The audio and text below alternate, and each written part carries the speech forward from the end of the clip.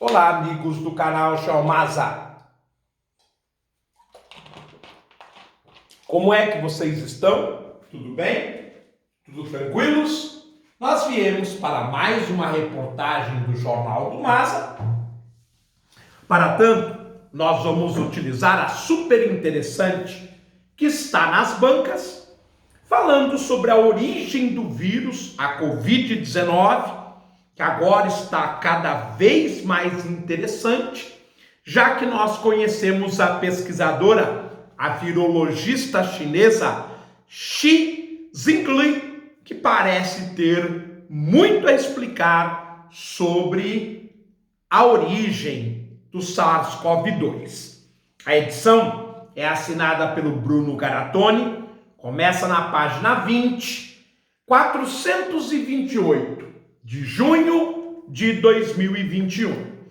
Este é o quarto programa da série E, que está tentando trazer a vocês as teorias, são 4, como vimos no programa anterior, que justificam o aparecimento do SARS-CoV-2.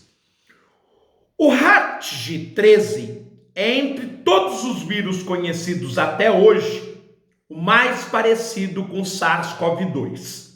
Ambos compartilham 96,2% do código genético.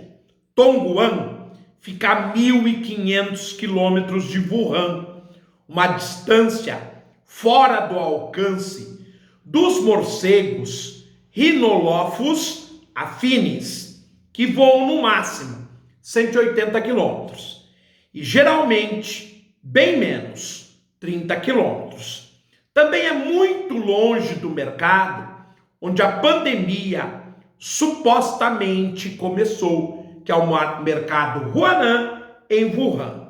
Os comerciantes de animais selvagens certamente poderiam conseguir morcegos mais perto. Lembrando que o morcego é uma iguaria consumida pelos chineses. O mais provável, portanto, é que o vírus HATG13 tenha sido levado até Wuhan pelo Instituto de Virologia. Mas há um porém, isso não prova nada. O HATG13 e o SARS-CoV-2 são parecidos, mas também são distintos. 1.100 nuclídeos, que são as letras genéticas, dos 30.000 que compõem cada um deles, são diferentes. É uma diferença grande. As mutações que o coronavírus vem sofrendo durante a pandemia, por exemplo, geralmente se resumem a meia dúzia de nuclídeos. Por isso, a hipótese defendida pela maioria dos cientistas e apontada como mais provável pela OMS é que tenha havido um hospedeiro intermediário. Algum bicho teria pegado o HATG13 que sofreu mudanças dentro dele, provavelmente via recomposição genética, ou seja, a fusão do vírus de Tongguan com outro, e só então se transformou no SARS-CoV-2. É muito possível, inclusive, que estes intermediários sejam o gato e mesmo o cachorro. O problema é que até hoje, mais de um ano após o início da pandemia, esse hospedeiro intermediário ainda não foi identificado. Com outros coronavírus recentes e parecidos com o atual, ele foi determinado em poucos meses. Era a civeta, no caso do SARS-CoV-1, e o dromedário, no caso do MERS. Encontrar o animal intermediário solucionaria o enigma sobre a origem do vírus e encerraria o assunto. Mas isso ainda não ocorreu, mesmo com todo o interesse global e da própria China para que aconteça. Talvez os cientistas não tenham encontrado um hospedeiro intermediário, porque não exista um. Essa possibilidade joga a bola de volta para a hipótese do vazamento de laboratório. Ela parece ter algum nexo geográfico e cronológico. O fato de o RAT-13 só ter contaminado pessoas na mina de Tongguan, sem infectar mais ninguém depois, e seu suposto descendente só ter aparecido 7 anos depois, justamente em Wuhan. A linha de raciocínio é essa. Para continuá-la, o próximo passo é desvendar que tipo de experimento Xi Zhengli e sua equipe realizaram com o vírus de Tongguan. A China nunca revelou exatamente o que eles faziam e, inclusive, tomou medidas na direção contrária. Entre o final de 2019 e o começo de 2020, o banco de dados do Instituto Wuhan, que continha o código genético de 22 amostras de vírus e podia ser acessado pelo endereço bativírus WIOV-ACCN, foi removido da internet.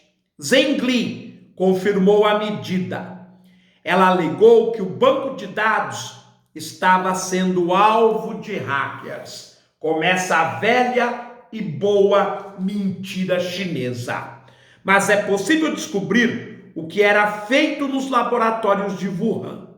A resposta está no próprio contrato do National Institutes of Health, o NIH, citado no começo deste texto.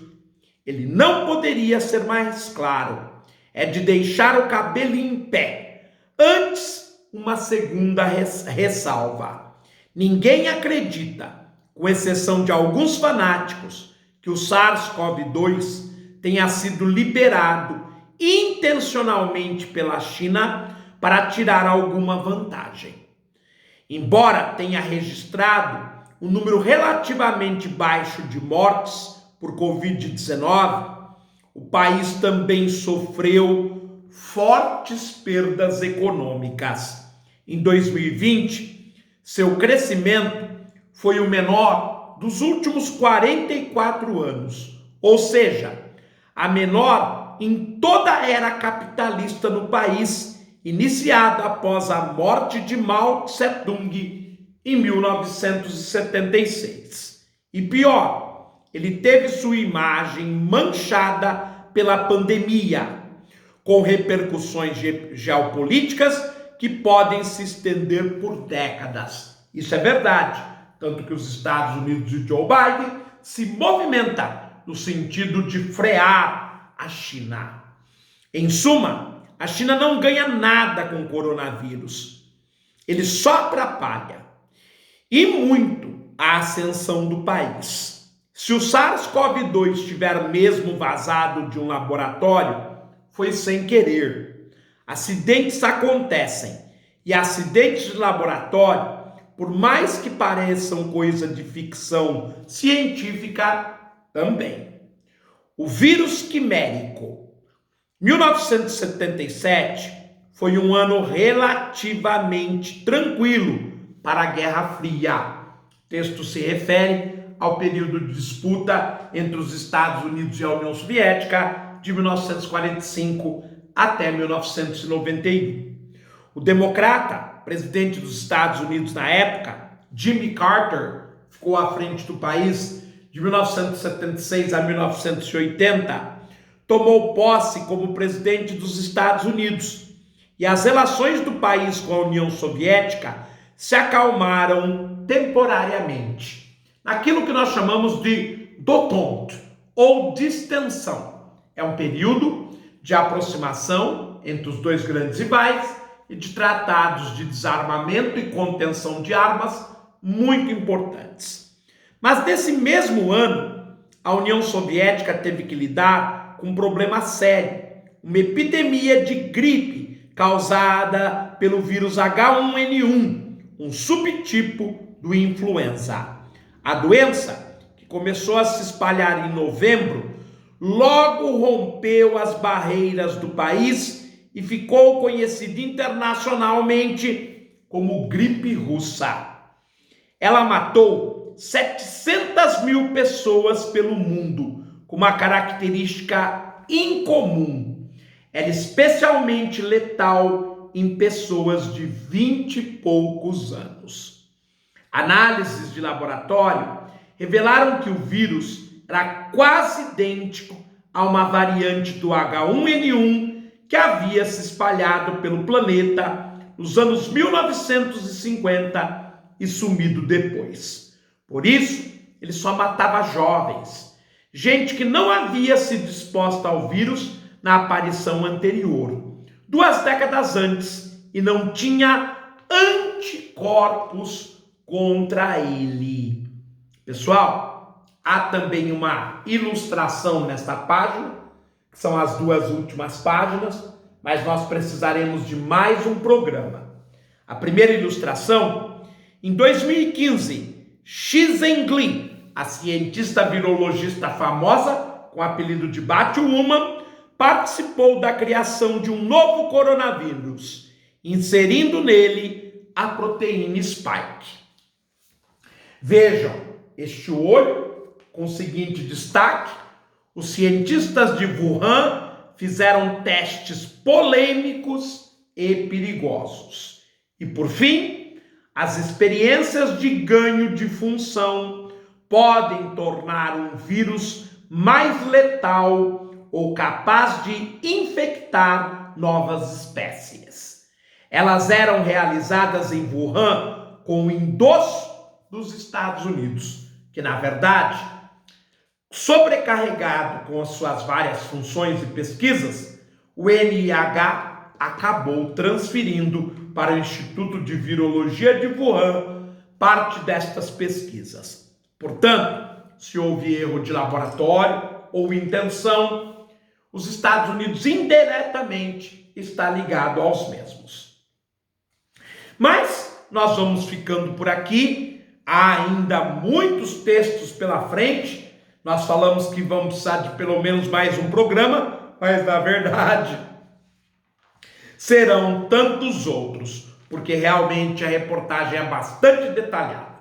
Mas é isso, nós ficamos por aqui e eu os aguardo em uma nova edição do seu Jornal do Maza. Fiquem bem, tudo de bom, eu os vejo oportunamente. Tchau, pessoal!